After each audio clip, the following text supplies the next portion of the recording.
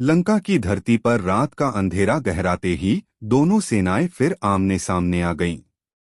चारों तरफ रणभेरी गूंज उठी, जय श्री राम। और दूसरी ओर राक्षसों का भीषण नाद। रामजी लक्ष्मण के साथ खड़े थे, संकल्प, साहस और धर्म का तेज उनके चेहरे पर साफ झलक रहा था। अचानक आकाश में काला बादल उभरा, धूल का तूफान उठा। सब समझ गए मेघनाद आ चुका है। उसने हंसते हुए कहा, मैं आज अयोध्या की आशा को समाप्त कर दूंगा।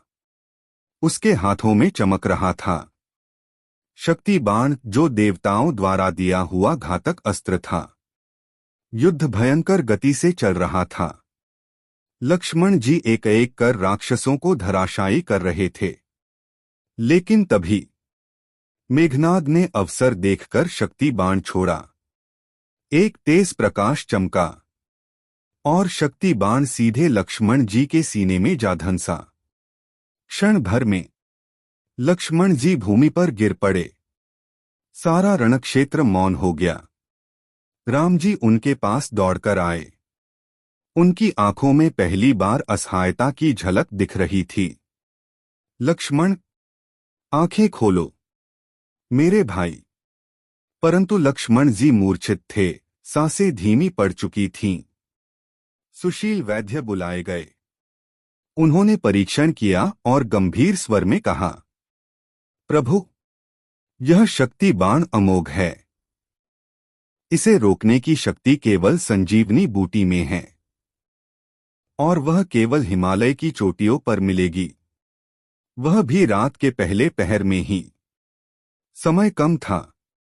अगर भोर हो गई तो कोई उपाय नहीं बचेगा। हनुमान जी आगे बढ़े। उनकी आंखों में दृढ़ता थी। प्रभु, जब तक मैं लौट न आऊं, कोई चिंता न करे। मैं अपने आराध्य भाई लक्ष्मण को वापस ले आऊंगा। राम जी ने उनके कंधे पर हाथ रखा। हनुमान, मेरे लक्ष्मण की श्वासें अब तुम्हारी गति पर निर्भर हैं। हनुमान जी विशाल रूप धारण कर आकाश में उड़े। वह बादलों को चीरते हुए पर्वतों के ऊपर से गुजरते हुए दौड़ पड़े। रास्ते में राक्षसी कालनेमी ने उन्हें रोकने की कोशिश की, परंतु हनुमान जी के क्रोध के आगे उसका छल नहीं टिक पाया। फिर वे पहुंच गए हिमालय की उस शिखा पर जहां दिव्य औषधियां चमक रही थीं। पर समस्या थी, वह नहीं जान सके कि संजीवनी बूटी कौन सी है। हनुमान जी ने निर्णय लिया, जब पहचान न हो पाए तो पूरा पर्वत ही ले चलता हूं। उन्होंने पर्वत को अपनी हथेलियों में उठाया और बिजली की गति से लौट पड़े। धरती कांपने लगी।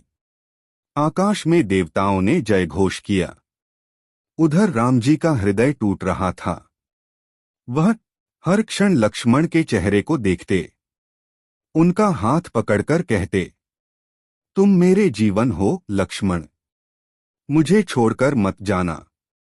सीता मां दूर से प्रार्थना कर रही थीं। अचानक दूर से प्रकाश फैलता हुआ दिखा। सेना चिल्ला उठी, हनुमान जी आ गए। हनुमान जी ने पर्वत नीचे रखा। जाम्बवंत ने तुरंत औषधि को पहचाना और लक्ष्मण जी की नासिका पर लगाया। कुछ ही क्षणों में लक्ष्मण जी ने हल्की सांस ली। धीरे धीरे उन्होंने आंखें खोलीं। राम जी की आंखों में खुशी के आंसू थे। लक्ष्मण बोले,